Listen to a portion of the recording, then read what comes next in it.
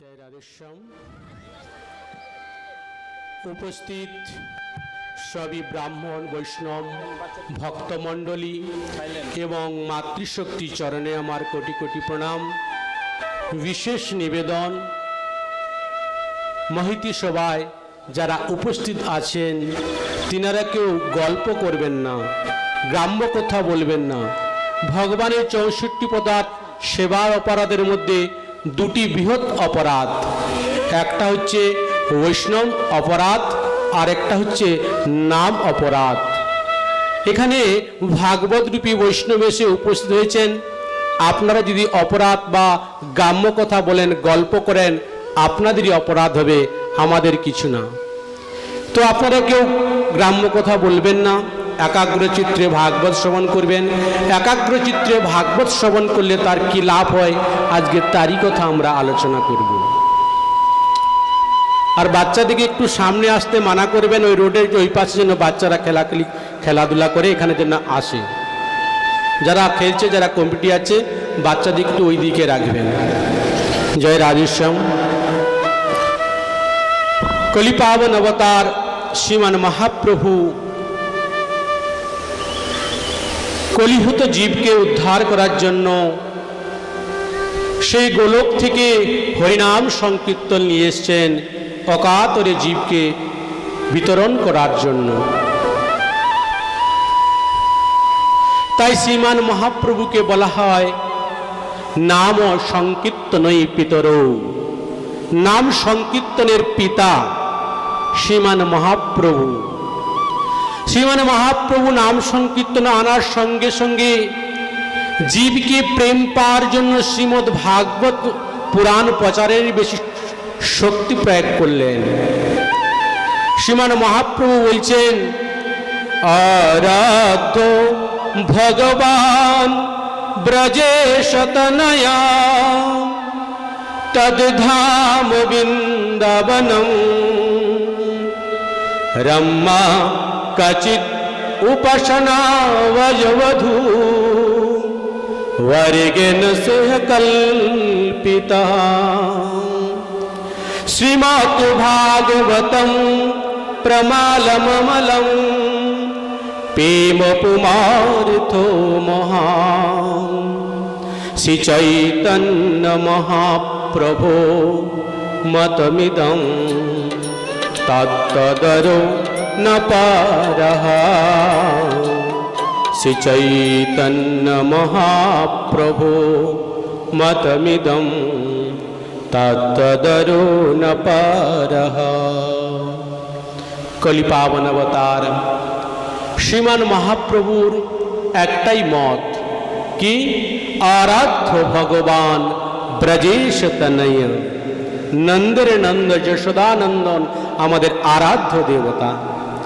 আমরা কলিযুগে যে যাই পূজা অর্চনা করি না কেন, আমাদের একটাই উপাস্য তত্ত্ব, একটাই উপাস্য, তিনি হচ্ছেন আরাধ্য ভগবান ব্রজেশ তনয়, নন্দের নন্দন। তার ধাম কোথায়? বৃন্দাবনম। রম্মা কচিৎ উপাসনা বজবধূ বর্গেণ স্য, যিনি বজবধূ বর্গের সঙ্গে খেলা করেন। শ্রীমদ্ ভাগবতম প্রমাণমমলম, শ্রীমদ্ ভাগবত প্রমাণ স্বরূপ প্রেম পুমার্থ মহান। প্রেম পার একমাত্র যোগ্য শাস্ত্র গ্রন্থরাজ শ্রীমদ্ ভাগবত মহাপুরাণ। শ্রীমান মহাপ্রভুর এটাই মত। তাই আমরা আজ কলিপাবন অবতার শ্রীমান মহাপ্রভুর কৃপাতে আজ ঘরে ঘরে শ্রীমদ্ ভাগবত মহাপুরাণের কীর্তন এবং শ্রবণ আমরা যোগ্য লাভ পেয়েছি। আর সেই শ্রীমদ্ ভাগবত মহাপুরাণ শ্রবণের আগে আমরা শ্রীমদ্ ভাগবত মহাপুরাণের মাহাত্ম্য শ্রবণ করব। আমরা শ্রীমদ্ ভাগবত মহাপুরাণ শ্রবণ এবং কীর্তন কেনই বা করব? কলিযুগে সবাই তো কর্মজীবনে ব্যস্ত আছি, সামান্য সংসার চালাতে। এখন প্রতি বাড়িতে কার একজন কি দুজন সন্তান, তাতেই হিমশিম খেয়ে যাচ্ছি কি করে সংসার চালাবো। আগেকার দিনে 10টা 15টা করে বাচ্চা ছিল, ছেলে ছিল, তাদের কোনো সমস্যা ছিল না। কারণ তখন দাদু ঠাকুমারা ঘরে ঘরে ভাগবত গীতার চর্চা ছিল। এখন দেখুন ভাগবত গীতাকে লাল সালুতে বেঁধে মন্দিরে টাঙিয়ে রেখেছেন। কেন? সময় নেই। আমরা জানি না আমাদের যে সময়টা কাল নিরন্তর নিয়ে যাচ্ছে সেদিকে কারু লক্ষ্য নেই। শুধু ভজন করার সময় আমাদের সময় নেই।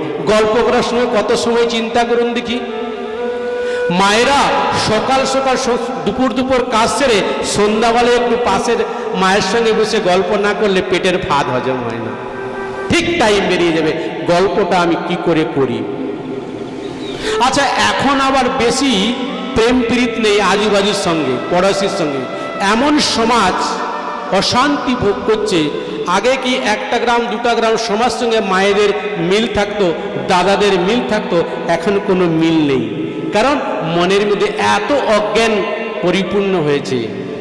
তো এখন কি করে পাশের পড়োশির সঙ্গে যখন কোনো কথাবার্তা নেই, ঘরে এসে 400 টাকা কেবিল ভাড়া দিয়ে টিভিটা চালিয়ে দেওয়া হলো, তার সঙ্গেই বকবক করছি। বিভিন্ন সিরিয়াল দেখছি, যে সিরিয়াল সমাজকে আজকে অসৎ জায়গায় নিয়ে যাচ্ছে। আপনারা সিরিয়াল তো দেখেন, সিরিয়ালের মধ্যে কত অসৎ অসৎ জিনিস ব্যবহার হচ্ছে। একটা স্ত্রী 5 জনকে বিয়ে করছে, দেখাচ্ছে একটা ছেলে একটা বিয়ে করছে। সমাজে তো আমরা সেইগুলোই শিখছি, তাই আজকে সমাজ সেইভাবে সৃষ্টি তৈরি হচ্ছে। তো একে যদি জানতে হয় কিভাবে নিজের জীবনকে চালনা করতে হয়, আমরা শ্রীমদ্ ভাগবত এবং গীতার দ্বারা আমরা অনুভব করতে পারি। তাই যাদের বাড়িতে গীতা আছে, ভাগবত আছে, পড়বেন, কোনো দুঃখ আপনাদের থাকবে না। তাই শ্রীমদ্ ভাগবতের মাহাত্ম্য আজ আপনাদের কাছে শ্রবণ করাবার আমি চেষ্টা করব। তারপর তো ভাগবত আমরা শ্রবণ করব। ভাগবতের শ্রবণ করলে কি হয়? শ্রীমদ্ ভাগবত মহাপুরাণ রচয়িতা কৃষ্ণদ্বৈপায়ন বেদব্যাস,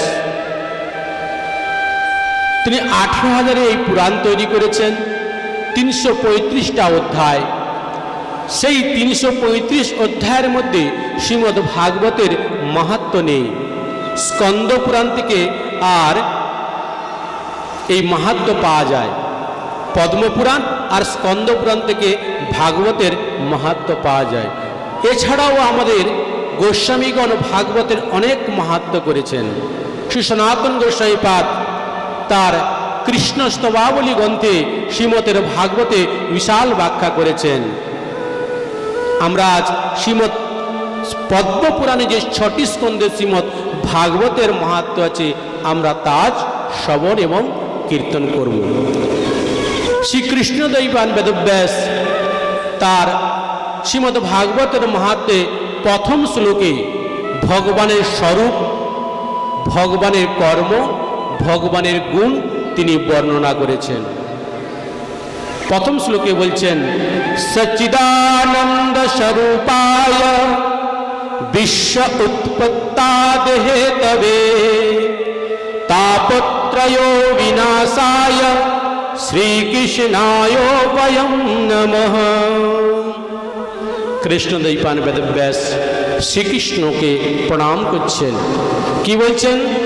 সচ্চিদানন্দ স্বরূপায় বিশ্ব উৎপত্তাদি হেতবে তাপত্রয় বিনাশায় শ্রীকৃষ্ণায় বয়ং নমঃ। ভগবান শ্রীকৃষ্ণের স্বরূপটা বলছেন। ভগবান কৃষ্ণের স্বরূপটা কি? সৎ চিৎ আনন্দ। ভগবানের যে স্বরূপটা, আমাদের স্বরূপটা কি? পঞ্চভৌতিক দিয়ে, ক্ষিতি তেজ বরুদ মোম আকাশ, এই পঞ্চ, মাটি জল অগ্নি বায়ু আকাশ, এই পঞ্চভৌতিক দিয়ে আমাদের শরীরটা, আর এই পঞ্চভৌতিকেতে বিলীন হয়ে যায়। কিন্তু ভগবানের শরীর এরকম নয়। ভগবানের শরীরটা কি? সৎ চিৎ আনন্দ। সৎ শব্দের অর্থ কি? যিনি সত্য বা সত্তা, যে আদি মধ্য অন্ত যিনি সত্য, তাকেই সৎ বলা হয়। যিনি ছিলেন, আছেন, পরেও যিনি একই অবস্থায় থাকেন, তিনি হচ্ছে কি সৎ, আর ভগবান হচ্ছে সৎ, আর আমাদের দেহটা অসৎ, এর পরিবর্তনশীল। আর যখন দেহ থেকে পরমাত্মা আত্মা বেরিয়ে যাবে তখন এই পঞ্চভূতিতে বিলীন হয়ে যাবে। অসৎ ক্ষণভঙ্গু, ক্ষণভঙ্গু হলো এর অনেক দাম, কারণ এই ক্ষণভঙ্গুর শরীর পেয়েও আমরা বিশ্ব ব্রহ্মাণ্ডের মালিক ভগবান শ্রীকৃষ্ণের আরাধনা করতে পারি, ভগবান শ্রীকৃষ্ণের পূজা অর্চন করতে পারি এই ভৌতিক শরীর দ্বারা। একমাত্র মানব দেহ পাওয়া যায়। তো ভগবানের শরীর সৎ, আর আমাদের শরীর, এই শরীরটা অসৎ, এ ক্ষণভঙ্গু, আজ আছে কাল নাই। তাই ভগবান যখন মা দেবকীর গর্গে আবির্ভাব হন তখন ব্রহ্মারা স্তুতি করেছিলেন, সত্যব্রতম সত্যপ্রদম ত্রিসত্যম সত্যস্য যোনি নিহিতম চ সত্য সত্য অমৃত নিত্যম তম শরণম প্রপন্নম। ভগবান সব দিক দিয়ে সত্য, তার ব্রতও সত্য, তার বাণীও সত্য, তার শরীরও সত্য, তার সব কিছু সত্য, তাই তাকে বলা হয় সৎ। আর কি সৎ চিৎ, ভগবানের স্বরূপটা দেখুন, সৎ চিৎ, চিৎ শব্দের অর্থ চৈতন্য বা প্রকাশ। যখন ভগবান এই শরীরের মধ্যে যতক্ষণ অবধি থাকেন, আত্মা আর পরমাত্মা, ততক্ষণ আমাদের শরীরটা জীবিত থাকে। যখন দুটি পাখি উড়িয়ে যায় তখন আমাদের শরীরটা মৃতভাবে ঘোষণা হয়। তাহলে আমাদের শরীরটা মৃতভাবে ঘোষণা হয়, অতএব তো আমাদের যে আত্মা পরমাত্মা এটাই মূল কারণ। কিন্তু তার উপরে না ধ্যান দিয়ে আমরা সবাই কিন্তু এই শরীর দেহটা লেদার বক্স রূপে ज़्यादा ধ্যান দেই, বেশি ধ্যান দেই। আবার অনেক অনেক অহংকার করে, এত সুন্দর দেখতে আমি, এত ফর্সা আমি, কি লাভ?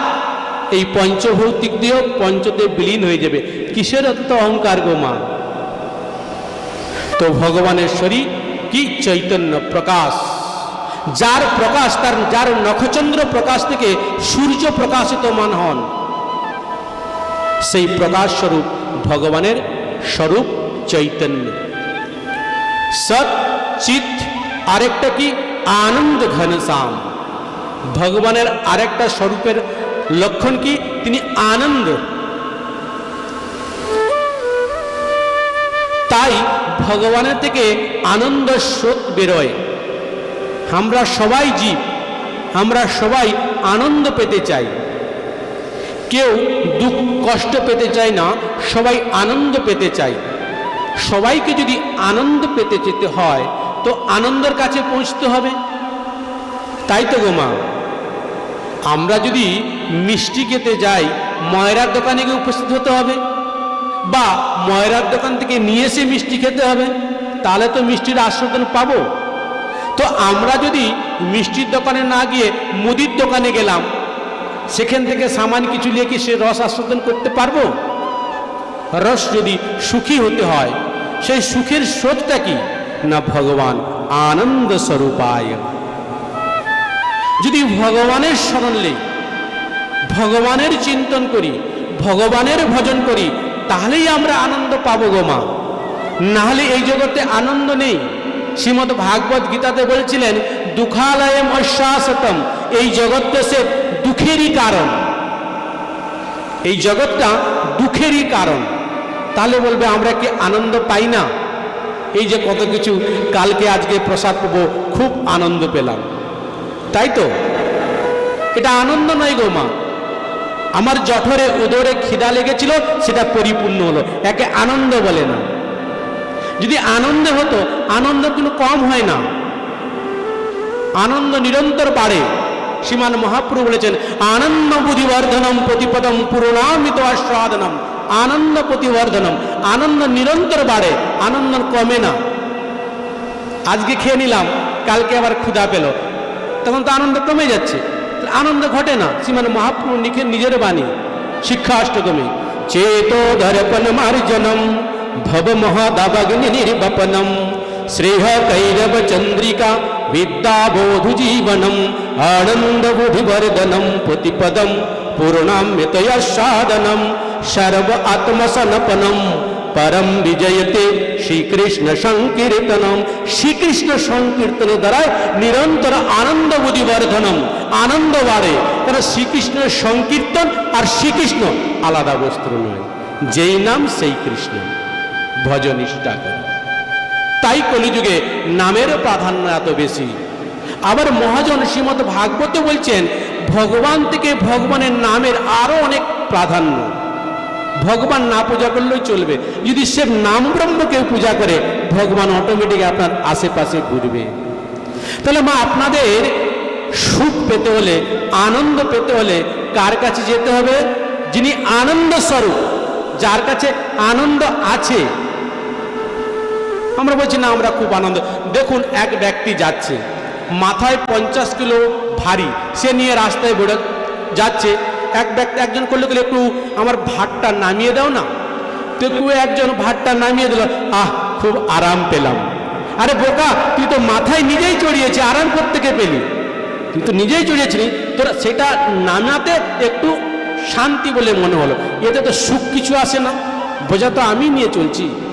তত্র সুখ যদি পেতে হয় ভগবানের কাছে, কারণ ভগবান কি আনন্দ স্বরূপায়। তাহলে ভগবানের স্বরূপটা আমরা কি জানলাম? সৎ চিৎ আনন্দ স্বরূপায়, এইটা ভগবানের স্বরূপ। আর শ্রীমান মহাপ্রভুকে আমাদের স্বরূপের কথা চিন্তা করেছিলেন।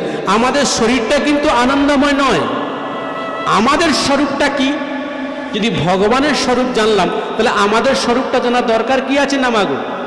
আমরা কি জানি আমাদের স্বরূপটা কি?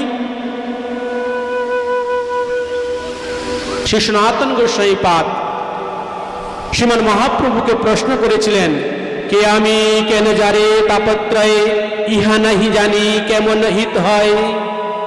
কে আমি কেন যারে তাপত্রয়ে, ইহা নাহি জানি কেমন হিত হয়। কে আমি, আমার স্বরূপটা কি? আমরা কেউ প্রশ্ন করি না। সনাতন গোস্বামী পাদ ষড় গোস্বামীর অন্যতম, তিনি প্রশ্ন করেছিলেন মহাপ্রভুকে। এ চিরোত্তরীর প্রশ্ন, ব্রহ্মও প্রশ্ন করলে ভগবান কে আমি? সনাতন গোস্বামী কে আমি? তখন মহাপ্রভু বলেছেন, জীবের স্বরূপ হয় কৃষ্ণের নিত্য দাস, ততস্থতা শক্তির ভেদাভেদ প্রকাশ। তাহলে জীবের স্বরূপটা কি? আমাদের স্বরূপটা কি? কৃষ্ণের নিত্য দাস। মনে রাখবেন আমাদের স্বরূপটা। যদি আপনি আপনার স্বরূপকে চিন্তন করতে যান, আপনি কে যদি জানতে চান, মহাপ্রভু যেটা বলেছেন সেটা মনে রাখবেন। ভগবানের স্বরূপটা জানলাম, সচ্চিদানন্দ স্বরূপায়। আমাদের স্বরূপটা কি? কৃষ্ণের নিত্য দাস। দাস নয় ভাই, জীবের স্বরূপ হয় কৃষ্ণের নিত্য দাস। আর নিত্য দাসের তো ফারাক আছে। আজকে দাস হতে পারে, কালকে তুই মালিক হতে পারো কৃষ্ণের, তাই প্রভুজি? তাই তো, আজকে দাস কালকে মালিক হতে পারি তো? তা নয়, জীব নিরন্তর কৃষ্ণের নিত্য দাস। আচ্ছা বলুন তো, যদি আমাদের স্বরূপ আমরা চিনতে পারলাম, আমি কৃষ্ণের নিত্য দাস, দাসের কর্তব্য কি? দাসের কাজ কি? আমি আগে ভগবানের কাজটা জানি, কি কাজ করেন, তারপর যেহেতু ভগবানের নিত্য দাস আমাদের কর্মটা জানবো। দেখুন, আমি জীবের পক্ষে ভগবানের সঙ্গে মিলিয়ে আজকে এই প্রথম শ্লোকটা বর্ণনা করছি। ভাগবত সপ্তাহে এত টাইম লাগে না, একটা শ্লোকে 5 মিনিট করে এগোতে হয়। আমি একটা শ্লোকের উপরে জীব এবং ভগবানের তুলনা করছি। জীবকে, ভগবানকে। ভগবানের স্বরূপ সচিদানন্দ স্বরূপায়, জীবের স্বরূপ কৃষ্ণের নিত্য দাস। ভগবানের কর্মটা কি? বিশ্ব উৎপত্তা দেহে তবে, এই বিশ্বকে উৎপাদ সৃষ্টি করা, পালন করা, সংহার করা, মানে প্রলয় করা। ভগবানের কাজটা দেখুন। ভগবান কৃষ্ণ তার অংশ থেকে বলরাম, বলরাম থেকে মহাবিষ্ণু, আর সেই মহাবিষ্ণু থেকেই ব্রহ্মার সৃষ্টি। ব্রহ্মা কি করেন? জগৎ সৃষ্টি করেন। কিছুদিন আগে নাকি ব্রহ্মা পূজা হয়েছিল এখানে, তাই তো? অ্যাকচুয়ালি ব্রহ্মা পূজা হয় না জগতে, একমাত্র পুষ্করে ছাড়া ব্রহ্মা পূজার অধিকার নেই। যদি বলে কেন? যিনি পুরো ব্রহ্মাণ্ড সৃষ্টি করেছেন, যিনি সব জীব থেকে বেশি তপস্যা করেছেন, প্রত্যেক জীব থেকে যদি কেউ তপস্যা করে একমাত্র ব্রহ্মা, ইনি সব থেকে বড় তপস্যা করেছেন, পুরো জগৎ সৃষ্টি করেছেন ব্রহ্মা, তবুও তিনি পূজার অধিকার তো নয়। কেন জানেন? একমাত্র পুষ্করে তিনি পূজা পান। একবার ব্রহ্মা সৃষ্টি কার্য করার জন্য ঘুরতে রাজস্থানে পুষ্কর বলে এক জায়গায় উপস্থিত হন। পুষ্করটা কেন হলো না, ব্রহ্মা কমল পুষ্প নিয়ে ঘুরছিল, কমল পুষ্প নিয়ে ঘুরতে পুষ্পটা সেখানে পড়ে যায়, তাই তার নাম হয় পুষ্কর। রাজস্থানে আছে, আজমিরের পাশে পুষ্কর। সেই পুষ্করে যখন ব্রহ্মা পৌঁছলেন তখন একটা সুন্দর সময় এসে উপস্থিত। জীব কল্যাণের জন্য ব্রহ্মা করলেন কি, যজ্ঞ করবেন। যে জীব কল্যাণের জন্য, ব্রহ্মা তো পরম পিতা, সৃষ্টি করেছেন, তো জীব কল্যাণের জন্য তিনি কি করলেন না, যজ্ঞ আরম্ভ করলেন। তো যজ্ঞতে ব্রহ্মা করলে পত্নী, যাদের পত্নী আছে, পত্নী ছাড়া যজ্ঞ সফল হয় না। তখন উনি যজ্ঞ আরম্ভ করবেন। মুহূর্ত আর কিছুক্ষণ, মানে যে সময়টা অল্প আছে, তিনি পাঠালেন খবর ব্রহ্মলোকে, যাও পুনার স্ত্রী সাবিত্রীকে ডেকে আনতে। এদিকে সময় চলে যাচ্ছে, কেন হঠাৎ ব্রহ্ম পূজার জন্য এসেছি বলে একটু ব্রহ্মাকে ঢুকিয়ে দিলাম। কি আপনারা ব্রহ্ম পূজা করেন তো? তো কি বললাম যেন, সাবিত্রীকে ডাকতে পারি যে বাহ, চমৎকার মাতাজি শ্রবণ করেছেন মন দিয়ে। এইভাবে শ্রবণ করলে আনন্দ লাগে। মাঝে মাঝে কিন্তু জিজ্ঞেস করব, যার কাছে আসবে তাকে নিতাইয়ের কৃপা হবে। তো এইদিকে ব্রহ্মাজি যজ্ঞতে বসছেন, সময় চলে যাচ্ছেন, সাবিত্রী এসে উপস্থিত হচ্ছে না। তখন ব্রহ্মা করলেন কি, ওই রাজস্থানের এক গোপকন্যা নাম গায়ত্রী, রাজস্থানের এক গোপকন্যা নাম গায়ত্রী, তিনাকে করলেন কি, বামে বসিয়ে যজ্ঞ শুরু করলেন। সময় চলে যাচ্ছে, মুহূর্তের মধ্যে যদি করা হয় জীব কল্যাণ হবে। দেখুন, ব্রহ্মা আদি বৈষ্ণব ঋষিগণ সবসময় জীব কল্যাণের জন্য কর্ম করতেন। আমাদের গ্রাম বাংলায় যত ব্রাহ্মণ বৈষ্ণব আছেন, তারা সব কিন্তু জীব কল্যাণের জন্য বেরিয়েছেন। কিভাবে জীবের কল্যাণ হয়, ব্রহ্মা জীব কল্যাণের জন্য যজ্ঞ শুরু করলেন। এদিকে সাবিত্রী আসতে লেট হতে কি করলেন না, গায়ত্রী, রাজস্থানে এক গোকন্যাকে, গায়ত্রী গোপকন্যাকে বামে বসে যজ্ঞ শুরু। হেনকালে সাবিত্রী এসে উপস্থিত। আচ্ছা, কেউ মায়েরা কি সহ্য করতে পারবে তার স্বামীর পাশে যদি অন্য নারী বসে থাকে? কোনো মায়েরা কি সহ্য করতে পারবে? হেন করে কোনো কারণে হোক, তিনি হয়তো জানেন না বাম পাশে একটা ভালো যুবতী কন্যা কেলে আমি যদি বসে থাকি, আমার স্ত্রীও যদি আসে আমাকে এখান থেকে টেনে নিয়ে চলে যাবে, বেরো, কি কার্যখণ্ড করেছে। সাবিত্রী দেখলো যে গায়ত্রীকে নিয়ে বসে আছে, সঙ্গে সঙ্গে কোনো চিন্তা করলো, অভিশাপ দিয়ে দিল, এ জগতে তোমার কোথাও পূজা হবে না। একমাত্রই যখন কাকতি মিনতি করলো, তখন বললো একমাত্র এই পুষ্করে ছাড়া আর ব্রহ্মা পুজো কোথাও হবে না। সেই কারণে ব্রহ্মা পূজা প্রায় হতো না। এখন আমি মাঝে মাঝে দেখতে পাচ্ছি যে ব্রহ্মা কি অগ্নি দেবতা নয়, কেন ব্রহ্মা পূজা করে? যাক, পূজা সবারই করা ভালো। আমি আগেই বলেছি, পূজা সবার করবেন, আরাধ্য একজনই হবেন, সে কি কলি পাবন অবতার শ্রীমান মহাপ্রভু, তিনি একমাত্র আপনাদের আরাধ্য বস্তু।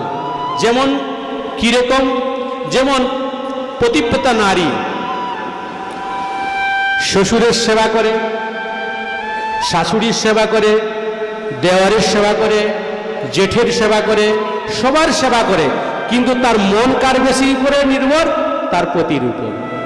সেবা সবার করছেন, কিন্তু তার আরাধ্য স্বামীকে, তার একনিষ্ঠকে না, তিনি তার পতি। তো প্রত্যেক জীব বিভিন্ন আরাধনা তোমরা পূজা অর্চনা করতে পারো, আপত্তি কিছু নেই, কিন্তু আরাধনার লক্ষ্য কি হবে না, আমার গৌর সুন্দর হিসাবে।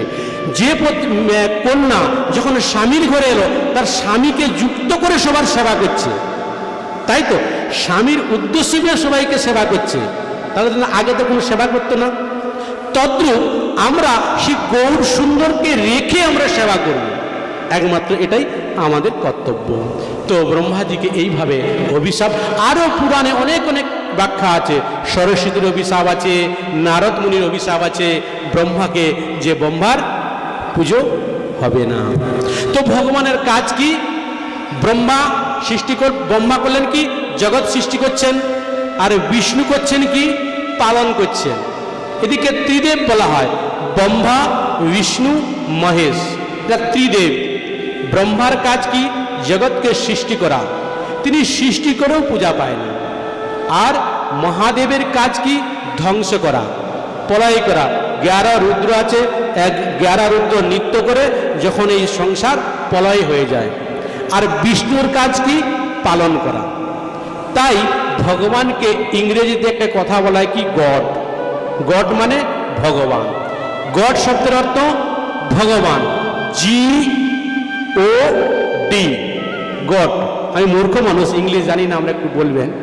জি ফর জেনারেটর মানে সৃষ্টি করা, ও ফর অপারেটর মানে পালন করা, ডি ফর ডিস্ট্রয়ার মানে সংহার করা।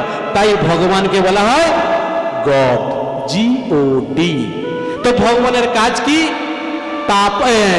বিশ্ব উৎপত্তাদে হেতবে। ভগবান কি কর্ম করেন?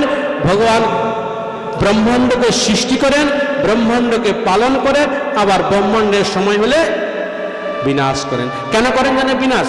ব্রহ্মাণ্ডটা বানিয়েছেন কেন ভগবান?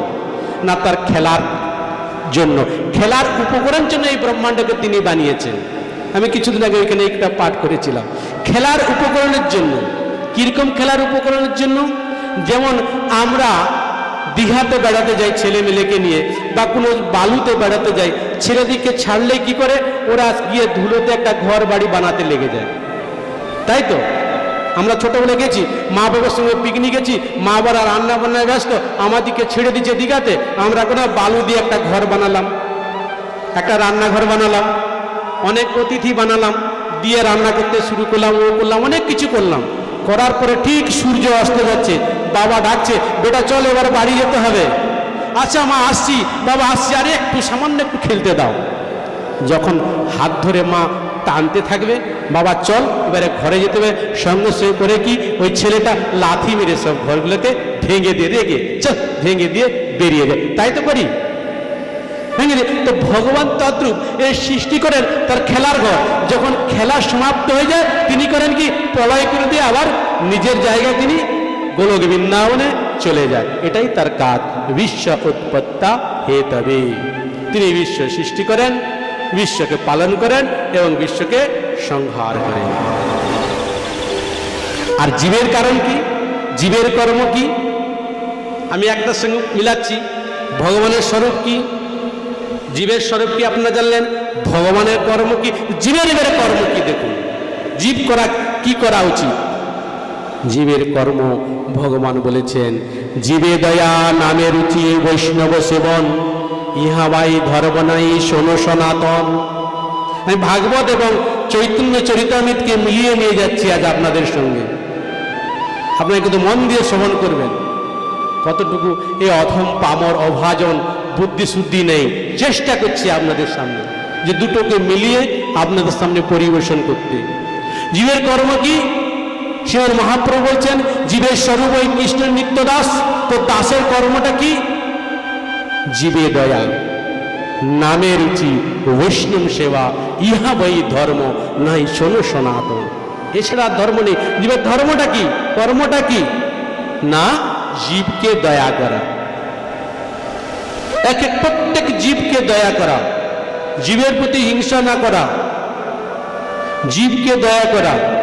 আর আমরা জীবকে দয়া তো দূরের কথা, কেউ কেউ বলে কোনো আশ্রমে দেখতে পাই তারা জীবকে দয়া হাজার হাজার মানুষকে প্রসাদ পাইয়ে দিচ্ছে। মহারাজরা তারা চিংড়া মাছ ইলিশ মাছ কেটে খাচ্ছে, তারা বলছে জীবে দয়া। এ কিরকম জীব দয়া হলো? মানুষকে আহার করালাম, একটা প্রাণীকে হত্যা করলাম, একে জীবে দয়া বলে? জীবের তাহলে কর্মটা কি? জীবে দয়া। ভগবানের নিত্যদাসের কর্মটা কি? জীবকে দয়া করে, সমস্ত জীবকে। গরু, ছাগল, ঘোড়া, মাছ, যে কোনো সবার মধ্যে হিংসা না করা। যদি আমরা তাকে কেটে খাই তার মানে হিংসা করা হলো, তাহলে আমার যে কর্মটা আমাকে ভগবান যেটা দিল সেটা থেকে তো আমি ব্যর্থ হলাম, জীবে দয়া করতে পারলাম না। কারণ জীবের লালসা ইতি উতি দেয়, শিষ্যদ পরায়ণে কৃষ্ণ নাহি পায়। আমাদের এই কত 2 ইঞ্চি জীবটা তো, আচ্ছা পেট কি কিছু চাই গো মা ভক্তরা? পেট কি কিছু চায়? যে কোনো টেস্ট এইটুকুরের মধ্যে, জীবের মধ্যে। তারপরে নিচে যা যায়, এই পেট হচ্ছে ক্যাচরার ডাব্বা, যে ডাস্টবিন, যা দিবে তাই নিয়ে নেবে। এই 2 ইঞ্চি জীবের টেস্টের জন্য আমরা প্রাণী হত্যা করে খাচ্ছি যুগ যুগ ধরে। আজকে আপনাদের আমাদের কোনো দোষ নেই, আমরা যুগ যুগ ধরে খেয়ে আসছি। যদি পারেন আজ থেকে ছাড়ার ব্যবস্থা করবেন। প্রথম কর্ম জীবে দয়া। আর আর সব থেকে বড় বড় দুর্ভাগ্য, আমি অনেক জায়গায় বাইরে মহারাষ্ট্র দেখেছি তো, প্রত্যেক জায়গার ব্রাহ্মণ এইগুলো খায় না। আমাদের বাংলার ব্রাহ্মণ তারা আগে খাওয়ার জন্য, সব ব্রাহ্মণের কথা বলছি না, সৎ ব্রাহ্মণ আমাদের অনেক আছে, আর ব্রাহ্মণ আমাদের বর্ণশ্রেষ্ঠ, সবাইকে ব্রাহ্মণকে প্রণতি যাপন করতে হয়। তিনি আমাদের বর্ণশ্রেষ্ঠ, সবারই প্রণম্য। ব্রাহ্মণকে কেউ অসম্মান করবেন না, ব্রাহ্মণ সবারই প্রণম্য, কেন আমাদের সে বর্ণশ্রেষ্ঠ। কিন্তু দেখবেন এইটুকু লালসার জন্য তিনি যে আমাদের শ্রেষ্ঠ সেটা তার নষ্ট হয়ে যায়, সে সামান্য 2 ইঞ্চি জীবের জন্য। তাহলে জীবের প্রথম কর্ম কি? জীবে দয়া, জীবকে দয়া করা। আর কি? নামে রুচি। কলিযুগে যুগে ধর্ম নামের প্রচার, তথা লাগলে পিতবর্ণ চৈতন্য অবতার। কলিযুগটা কি? নাম প্রচার। 4 যুগে 4 ধর্ম জীবেরই কারণ, কলিযুগে ধর্ম হয় নাম সংকীর্তন। তো কলিযুগের ধর্মটা কি? নাম। তাহলে এই নাম করাটাই মহাপ্রভু জীবকে শেখাচ্ছেন, এটাই জীবের ধর্ম। কি করতে হয় না? নিরন্তর নাম করতে হয়। নাম চিন্তামণি রূপম কৃষ্ণ চৈতন্য রস বিগ্রহ, শুদ্ধ সত্য নাম নাম অভিন্ন তত্ত্ব। নাম আর নামই অভিন্ন তত্ত্ব, শুদ্ধ সত্য বস্তু। শ্রীকৃষ্ণ চৈতন্য রস বিগ্রহ, নাম আর নামই। তাই কলিযুগের একটাই ধর্ম কি? নাম করা। সে নামটা কি? হরে কৃষ্ণ হরে কৃষ্ণ, সবাই বলো হরে কৃষ্ণ কৃষ্ণ কৃষ্ণ হরে হরে, হরে রাম রাম রাম হরে হরে। বিষ্ণু পুরাণে বলছেন, কৃতে ভেদে বিষ্ণু তেতায় যজতে মুখৈ দাপরম পরিচার্যম কৌল তদ্হরি কীর্তনাথ। কলিযুগে আগে মাত্র নাম, আর নাম করার জন্য মহাপ্রভু কোনো বিধি রাখে নাই। খাইতে বসিতে শুইতে যথা তথা নাম লয়, দেশ কাল বিচার নাই সর্বসিদ্ধি হয়। কে পারবে না বলুন? এই নাম করতে কি কারো কষ্ট হয়? এত সরল বিধি কলিযুগের ধর্ম। তো জীবের স্বরূপ কি? কর্মটা কি? জীবে দয়া, নামে রুচি, বৈষ্ণব সেবা। একমাত্র সাধু বৈষ্ণব সেবাই হচ্ছে কি জীবের কর্তব্য। আমরা বিভিন্ন গ্রামবাসীকে খাই দিয়ে বলছি সাধু বৈষ্ণব, অনেক নরনারায়ণ সেবা করলাম, তা কিন্তু নয় গো মা। আমি গ্রামের 1000 জনকে প্রসাদ করে, ভালো জীবে দয়া, খাওয়ানো ভালো, এটা মনে করবেন না যে 5000 লোককে খাইয়ের থেকে একটা যদি নিষ্কিঞ্চন সাধুকে খাওয়ানো হয়, অনেক আপনাদের কৃপা হবে। কারণ যারা নিষ্কিঞ্চন তারা তো আপনাদের উপরে নির্ভর, সাধু বৈষ্ণব তো আপনাদের উপর, গ্রামবাসী আপনাদের উপর নির্ভর নয়। তাদের খাইয়ে যতটা না পুণ্য হবে, একমাত্র একটা সাধু বৈষ্ণবকে সেবা করিয়ে তার শতগুণা কৃপা আপনাদের হবে। বৈষ্ণব সেবা, বৈষ্ণব সেবা করতে করতেই জীব ভগবান পেয়ে যায়।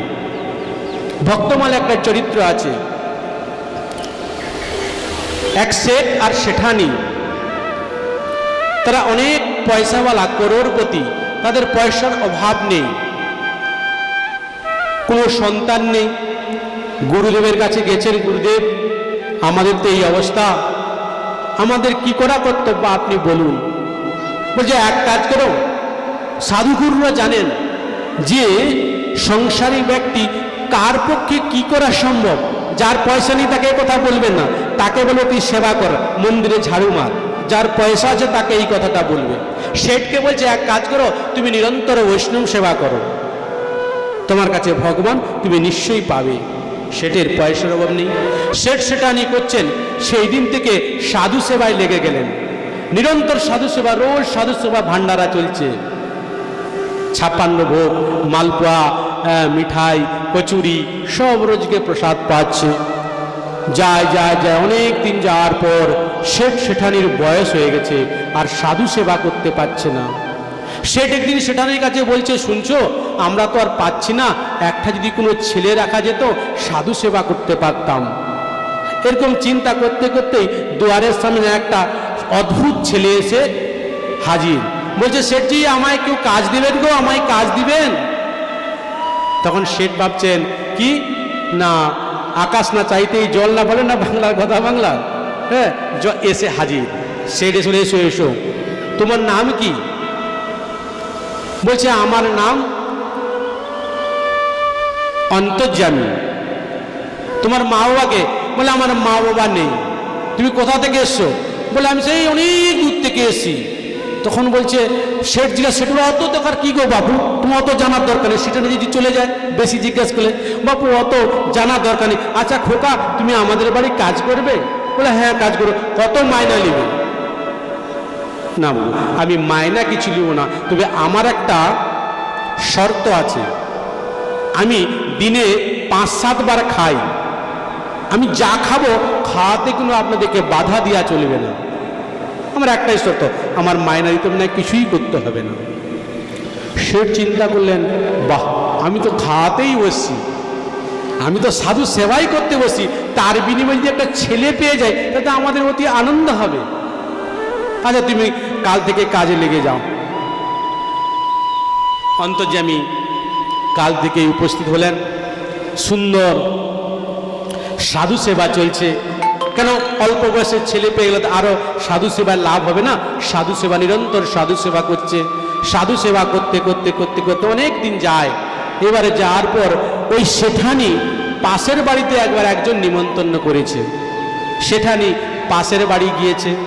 পাশের বাড়ি যেতে পাশের মায়ে জিজ্ঞেস করছে, কি গো তোমার শরীরটা একটু রোগা হয়ে গেছে কেন, তোমার চেহারাতে যেন কালো পড়ে গেছে। সেঠানি বলছে, কি বলবো, আমাদের একটা বাড়িতে একটা ছেলে এসে জানো, সে 5-7 বার খায়, আর এত এত খায়, আমি তার পিছনে পরিশান। এত সাধু সেবায় আমার এত কষ্ট হয় না, ওই ছেলেটার পিছনে এত কষ্ট হয়। যা এই কথা বলে দিচ্ছে। দিয়ে সেখানে বাড়ি গিয়ে দেখে না আর সেই ছেলেটা নেই। শর্ত ছিল আমার খাওয়াতে কেউ টকবে না, আমার খাওয়াতে কেউ বলবে না। দুপুরবেলায় আবার শেঠ বাড়ি এসছে। বলছে অন্তর্যামী কোথায়? সেটা নিয়ে বলছে বাইরে কোথায় গেছে, এখনো আসে না, আমরা একটু ওয়েট করি। কেন, ছেলের মতো হয়ে গেছিল, একসাথে প্রসাদ পেতে বসে, অন্তর্যামী না হলে প্রসাদ পাবে না। এইভাবে বসে আছে। বেলা 12টা, 1টা, 2টো, 3টে। সেটা নিয়ে বলছে, ও গো যাও না, অন্তর্যামী কোথায় গেল, একটু তো খুঁজে নিয়ে এসো। ও তো বাইরে কোথাও যায় না, আশেপাশেই ঘুরে। সেটা আশেপাশে ঘুরে দেখলে কোথাও পেল না। শেঠ পরিশান হলো। এসে জিজ্ঞেস করলেন সেটানিকে, হ্যাঁ গো তুমি কি কিছু ওই খোকাকে বলেছিলে? না তো, আমি তো কিছু বলি নাই। তাহলে ও গেল কেন? এই করতে করতে সেঠানির মনে এলো, হ্যাঁ আমি একটা কথা বলেছিলাম। কি কথা বলেছিলাম না, পাশের ঘরে নিমন্ত্রিত আমাকে জিজ্ঞেস করছিল যে তোমার এই অবস্থা কেন। আমি তখন বলেছিলাম ওই ছেলেটা 5-7 বার খায় আর এত এত খায়। এ কি করলে সেঠানি, এরকম ভুল করলে, যে শর্তটা দিয়েছিলে তুমি তারই অসৎ উপায় করলেন। সঙ্গে সঙ্গে দুজন চিন্তা করলেন, চলো আজ যখন আমাদের অন্তর্যামী নেই, আমরাও প্রসাদ পাবো না। যতক্ষণ না অন্তর্যামী এসে উপস্থিত আমরা কেউ প্রসাদ পাবো না। দুপুর থেকে বিকেল, বিকেলকে সন্ধ্যা, তারপরের দিন 1 দিন হয়, 2 দিন হয়, 3 দিন হয়। 3 দিনও শেঠ সেটা নিয়ে খায় না, নিরন্তর কেঁদে যাচ্ছে এই অন্তর্যামীর জন্য। কাঁদতে কাঁদতে ভগবান সেই অন্তর্যামী সেই ভগবান দিব্য চতুর্ভুজ জীবে পকড়লেন। বলে ভক্তবৎসল ভগবান কি। তখন শেঠ শেঠানি দিকে অবাক, ওহো আপনি কে? তখন বলছেন, শেঠজি আমি আপনার ঘরে 11 মাস আমি সেবা করেছি। আপনি জিজ্ঞেস করেছিলেন আমার নাম কি? আমি অন্তর্যামী। ভগবান বিষ্ণু তো অন্তর্যামী, আমার নাম অন্তর্যামী। আমার মা বাবা তো কেউ নেই। আমি জগন্নাথপুরীতে 56 বার 56 ভোগ খাই, তোমাদের কাছে আমি কম খেয়েছি। ভগবান বললেন, তোমাদের সাধু সেবা নিষ্ঠার জন্য আমি 11 মাস চাকরগিরি করেছি। 11 মাস চাকরগিরি করেছেন, তাই মহাপ্রভু বলছেন, জীবে দয়া নামে রুচি বৈষ্ণব সেবন, ইহাজ বই ধর্ম নাই শোনো সনাতন। তাহলে জীবের কর্মটা কি হচ্ছে? সাধু বৈষ্ণবকে সেবা করা। ভগবানের কর্মটা কি হচ্ছে? বিশ্ব উৎপত্তা দেহে তবে। এবারে আসুন 3 নম্বর কি না, 3 নম্বর বলছে তাপত্রয় বিনাশায় শ্রীকৃষ্ণায় বয়ম নমঃ। ভগবানের গুণটা কি? তাপত্রয় বিনাশায়, জীবের যত দুঃখ সব দুঃখ বিনাশ করেন। জীবের কি কি দুঃখ? তাপত্রয়, আদি ভৌতিক, আদি দৈবিক, আদি আধ্যাত্মিক। এই 3টে তাপে জীবের সম্পূর্ণ জীব এই জর্জরিত এই 3টি তাপের মধ্য দিয়ে।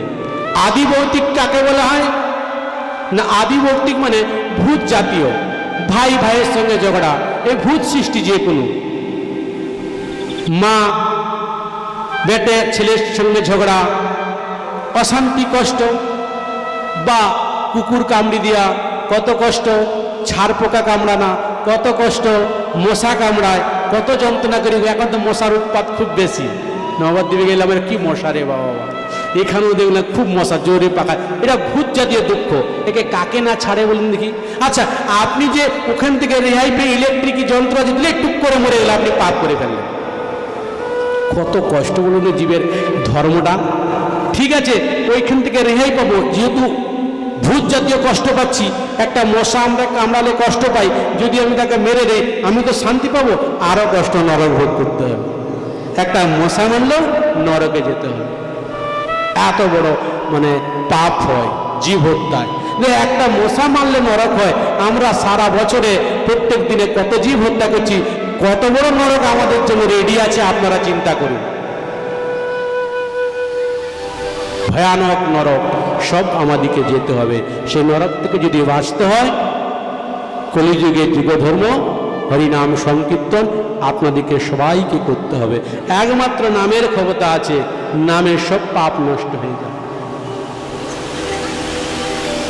তো ভূত জাতীয় আদি ভৌতিক, আর হচ্ছে আদি দৈবিক, দেবতা দিয়ে দিয়ে তাপ। এই কি একটা তাপ আবার আসছে, আদি দৈবিক কি ঝড় আসবে আবার টিভিতে দেখাচ্ছে।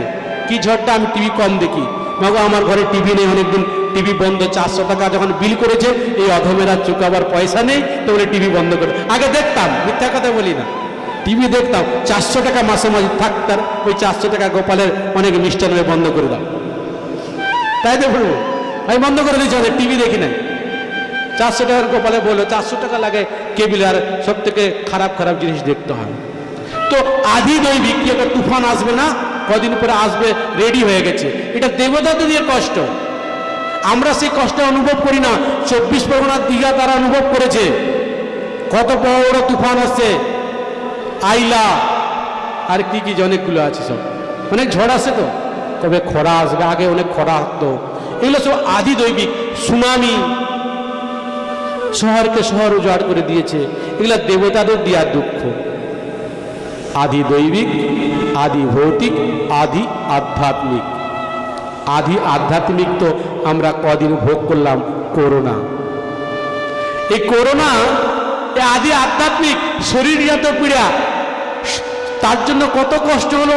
আজ 2 বছর ধরে কোনো ওষুধই বেরায় না, এখনো কোনো ওষুধ বার করতে পারে না। ভগবানের যদি কৃপা হয়, ওই সায়েন্টিস্টরা 1 দিনের মধ্যেই বের করে দেবে।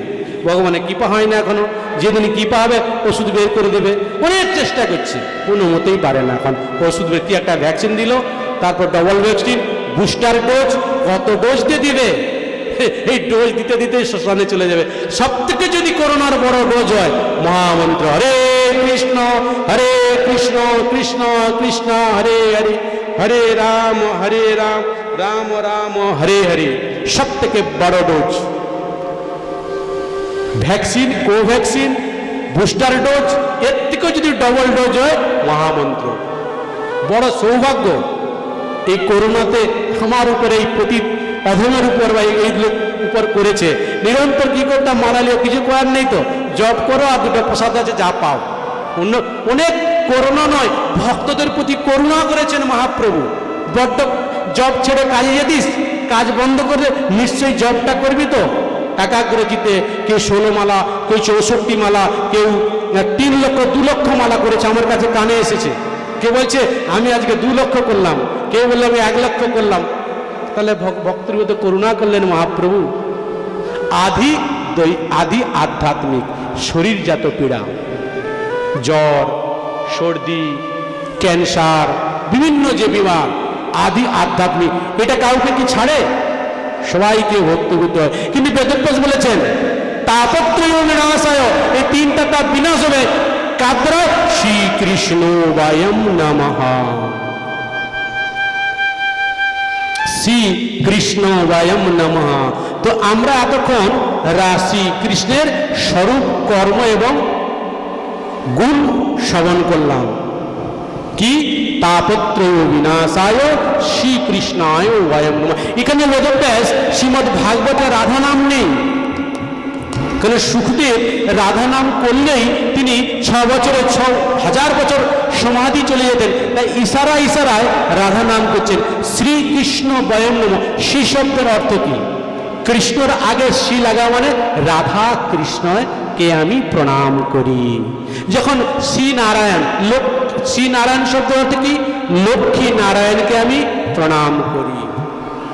শ্রীরাম, সীতা রামকে আমি প্রণাম করি। তো এখানে বেদব্যাস বলেছেন শ্রী কৃষ্ণায় বয়ম নমঃ, আমি সেই রাধা কৃষ্ণকে আমি প্রণাম করি। ভগবানের স্বরূপ দিব্য সম্বন্ধে আমরা শ্রবণ করলাম। তো ভগবানের স্বরূপ যদি এত দিব্য হয়, যে ভগবান অখিল ব্রহ্মাণ্ডের নায়ক, যার দর্শনে যিনি অজ্ঞান হয়ে যায়, সেই রাধা ঠাকুরানীর স্বরূপটা কত সুন্দর হতে পারে। যার ঝলকেই অখিল ব্রহ্মাণ্ডের নায়ক এখানে বসে আছে, ছোট এ অজ্ঞান হয়ে যায়। ইনার স্বরূপ যদি এত সুন্দর হয়, সেই রাধা ঠাকুরানীর স্বরূপ কিভাবে আমরা জানব? কত সুন্দর। তো আমরা আসুন সেই রাধা ঠাকুরানীর স্বরূপ আমরা মহাজনের বাণীতে কীর্তন দ্বারা শ্রবণ করে আমরা শ্লোকে আগে বাড়ব। আসুন আমরা শ্রবণ করি রাধা ঠাকুরানীর স্বরূপ। জয় শ্রী রাম। মিঠে রস সুভরিয়োড়ি রাধা, সবাই হাততালি দিয়ে ও মহারানী লাগে, ও মানে কারো কারো যমুনা জিরো পানি লাগে, ও মিঠে রস সুভরিয়োড়ি রাধা লাগে, মহারানী লাগে, মানে কারো কারো যমুনা জিরো পানি লাগে, ও মানে কারো কারো যমুনা জিরো পানি লাগে।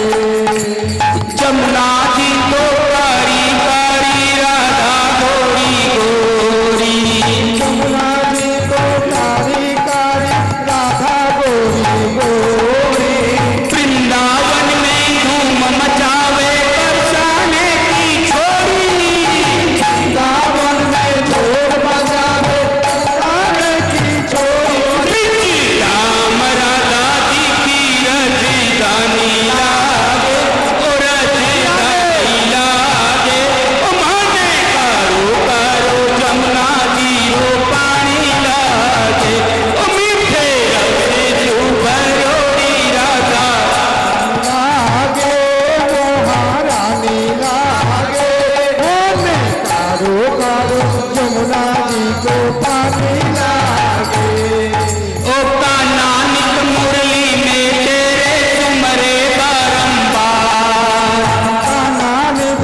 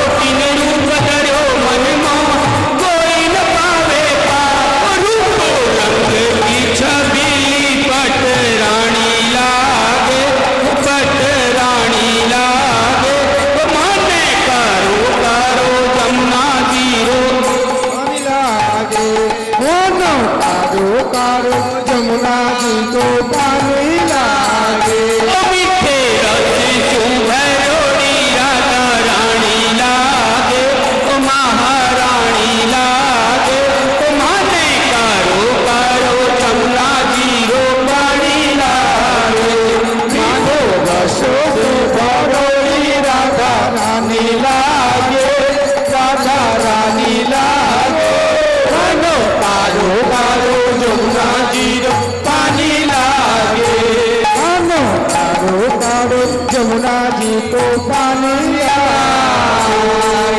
बोले वाले वाली सरकार श्री राधा रानी की लाडली लाल की विश्वभानुनंदिनी की हिताई गौर हरि।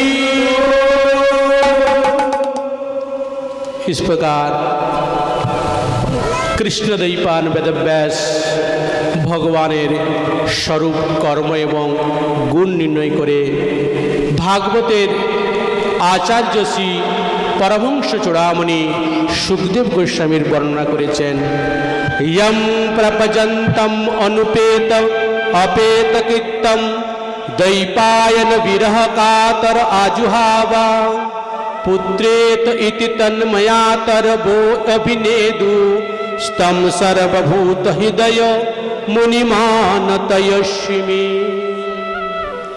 ইয়ম প্রপজন্তম অনুপেত অপেত কৃত্যম, যিনি ভাগবতের আচার্য পরমহংস চূড়ামণি শ্রী সুখমণি,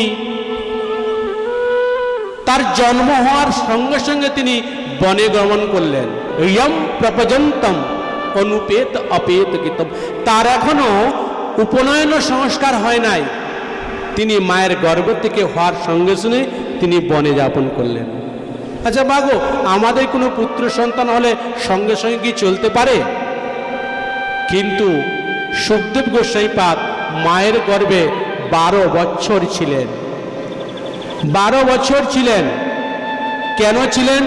তিনি চাইছিলেন এই জগতে মায়ের মধ্যে আমি আসবো না। মায়াধীশকে এখানে যদি বলতে পারে যে তোর জন্য কোনো মায়া লাগু হবে না, তাহলে কিন্তু আমি এই জগতে আমি আসব। আর এই সুখদেব গোস্বামী প্রভুপাদ তিনি কে ছিলেন? তিনি ছিলেন নিভৃত নিকুঞ্জের সুখ তোতা পাখি, যিনি নাকি রাধা এবং মাধবের নিগুড় তত্ত্বকথা, রাধার কথা কৃষ্ণকে শোনাতেন, কৃষ্ণের কথা রাধাকে শোনাতেন। একবার রাধারানী নিভৃতি নিকুঞ্জ বনেতে বসে আছেন, তোতা তার হাতে এসে বলল, তোতাকে হাতে এসে বসলো, তোতাকে বলল, সুখ তোকে কিন্তু এবারে পৃথিবীতে যেতে হবে, ভূলোকে। না না মা, আমি ভূলোকে যাব না, ভূলোকে তো মায়ার বিস্তার, সেখানে শুধু মায়াই আছে, আমি মায়ের মধ্যে যাব না। রাধা ঠাকুরানী বলল, আমিও কিন্তু ভূবৃন্দাবনে যাব, তুই আসিস। আমাদের যে লীলা কথা প্রচার করার মতো একমাত্র ক্ষমতা তো তোর, তো তুই ছাড়া তো আর কেউ আমাদের লীলা কথা প্রচার করতে পারবে না। তখন সেই তোতা পাখি একবার করলেন কি, তাকে বললেন তুমি ভূলোকে যাও। তিনি তখন উড়ে উড়ে এসে এক মায়ের গর্ভে, মায়ের তোতা গর্ভে প্রবেশ করলেন। আর সেইটা কোথায় না অমরনাথে, সেইখানে মায়ের গর্ভে বাস করছেন, জন্ম নেবেন। আর সেইখানে এক কাহিনী ঘটনা হলো কি না, একদিন গৌরীশঙ্কর বসে আছেন, পার্বতী আর শিব সুন্দরভাবে তাদের কথোপকথন চলছে। কিছু পার্বতী মহাদেব কথোপকথন করে মহাদেব বাইরে একটু গেলেন, সঙ্গে সঙ্গে নারদ মুনি আগমন করলেন। নারদ মুনি এসে বলে, জগৎমাতা দণ্ডবত প্রণাম। মা জগদম্বা নারদকে গুরুরূপে ভালোবাসতেন, গুরুরূপে শ্রদ্ধা করতেন। আসার সঙ্গে সঙ্গে বসতে আসন দিলেন, জিজ্ঞেস করলেন তোমার আসার কারণ কি? না মা, এমনি জানতে এলাম তোমাদের সংসার কেমন চলছে, সংসার ঠিকঠাক চলছে তো, মহাদেবের সঙ্গে তোমার ব্যবহার ঠিক আছে তো? পার্বতী বললে, কোনো সংশয় নেই, আমার সঙ্গে মহাদেবের কোনো দ্বন্দ্ব, কোনো বিঘ্ন কিছুই নেই। তাই তো আমরা মাঝে মাঝে মায়েরা শিবেতে জল ঢালতে যায়, কেন? শিবের মতো বর পাই বলে। শিবের মতো যে বর পাবে কোনো অশান্তি নেই, তাই তো? আবার ছেলেরাও এখন জল ঢালতে যায়, পার্বতীর মতো স্ত্রী পাবে, কোনো অশান্তি নেই। নারদের মতো যদি ভক্ত থাকে, অশান্তি বেড়ে যাবে। নারদ ঠাকুর উপস্থিত, বলছে মাতা একটা কথা জিজ্ঞেস করব। বলে বলো নারদ, তোমাদের তো কোনো অশান্তি নেই? বলে না, কোনো অশান্তি নেই। মহাদেব তোমাকে সব কথা বলে? হ্যাঁ, সব কথাই বলে। আচ্ছা, মহাদেব যে ওই মুন্ডর মালাটা পরে, ওটা কার মালা আপনাকে বলেছে কোনোদিন? পার্বতী বলে, তা তো কোনোদিন বলেনি। ওই মুন্ডর মালাটা যে পরে, তো তা তো বলে, আমি তো জিজ্ঞেস করি, তুমি আজ জিজ্ঞেস করবে। বাড়িতে ঢুকলেই জিজ্ঞেস, এই সামান্য একটু হোমিওপ্যাথি ওষুধ দিয়ে নারদমুনি বেরিয়ে গেছেন, বাস আর কোনো কাজ নেই নারদের, এইটুকু কাজ। মহাদেব কৈলাস থেকে আসছেন, তপস্যা করে আসার পর বাড়িতে প্রবেশ করছেন, মা পার্বতীর মুখ 25 কিলো, মন্ত্র দিয়ে গেছে। মহাদেব চিন্তা করলেন কি ব্যাপার, দেখছেন দূর থেকে নারদ চলে গেছে। মহাদেব বলছে, নারদ দাঁড়াও দাঁড়াও, শুনে না, হনন করে নারদ যেন না দেখার ভান করে নারদ বেরিয়ে চলে গেছে। মহাদেব, আচ্ছা নিশ্চয়ই নারদের কোনো কুমন্ত্র আছে, তাহলে কোনোদিন এরকম নেই, আসার সঙ্গে সঙ্গে চরণ ধৌত, পাখা ব্যঞ্জন করা, খাতির করা, আজ দেখছি মুখ ভার করে বসে আছে। জানেন তো স্ত্রীরা যদি মান করে তার প্রভুরা কীভাবে মান ভাঙেন, যারা মায়েরা তারা সবাই মান সবারই হয়, কিভাবে মান ভাঙায়। মহাদেব অনেক করে চেষ্টা করছে, কারণ কি বলো? তখন বলছে, হ্যাঁ তোমার ওই গলাতে যে মুন্ডমালা এটা কার? তুমি তো কোনোদিন বলো না আমায়, তুমি তো আমায় জিজ্ঞাসা করো না এটা কার। বলছে, মুন্ডমালা সব তোমার, হ্যাঁ সব তোমার, আমি বেঁচে আছি, আমার মুন্ডমালা তুমি কি করে পড়েছো? না পার্বতী শোনো, তুমি যতবার প্রাণ ত্যাগ করে, কখন সতী, কখন পার্বতী, কখন দুর্গা, যতবার তুমি তোমার মৃত্যু হয়েছে, প্রত্যেকটা মুন্ড আমি গলায় নিয়ে ঘুরি, কারণ তোমাকে আমি এত ভালোবাসি। পার্বতী এসে বলছো, বড় লাটসায় বেঁচে, আমি বারবার মেচে যে মরে যাই আর তুমি বেঁচে থাকো। বলে, হ্যাঁ আমার মৃত্যু নেই। মহাদেব বলছে, আমার মৃত্যু নেই। তোমার মৃত্যু নেই কারণ কি?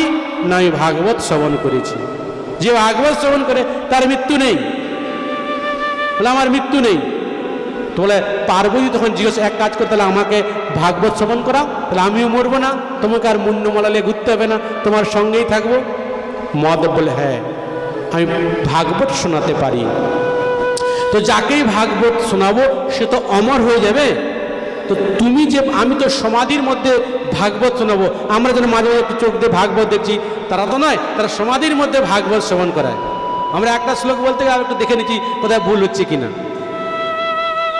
মহাদেব বলে, দেখো আমি সমাধি ভাষায় ভাগবত শ্রবণ করাবো, তোমাকে কিন্তু তুমি শুনছো বা নাকি হ্যাঁ তোমাকে দিয়ে যেতে হবে। আমি তাহলে ভাববো তুমি শুনছো, নাহলে যদি ঘুমিয়ে যাও তাহলে আর অমর হবে না। মহাদেব তখন করলেন কি, তার ডমরু বাজাতে আরম্ভ করলেন, ডম ডম ডম বাজিয়ে যত পশু পাখি সবাইকে তাড়িয়ে দিলেন ডমরুর দ্বারায়, সবাই পালিয়ে গেল। ওই সময় ওখানে একটা তোতা ছিল, গর্ভবতী তোতা, তিনি উঠতে গিয়ে একটা ছোট্ট বালক তোতা প্রসব হয়ে গেল, তিনি পড়ে লয়ে গেলেন, বাকি সব চলে গেলেন। মহাদেব সুন্দর আসন করে ভাগবত শোনাতে লাগলেন।